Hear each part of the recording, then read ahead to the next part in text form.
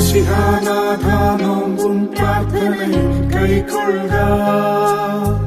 നീതിമാനാർത്തൻ ശുദ്ധരുടെയും കൈക്കൊണ്ടതുപോൽ പലരാം ഞങ്ങൾ ഒരുമയാവാൻ തിരുസഭ തന്നിൽ ചേർത്തോനാം നീ മശിഹാനാഥ തുണയേകിടൂ. നിൻ തിരുമൈ നൂറുക്കി നൽകി ഓരപ്പത്തിൻ അംശികളാക്കി തീത്തോനെ മീനത്തു സ്തോത്രം. ഓരേ ശരീരത്തിനുടെ അംശികളാവാനായി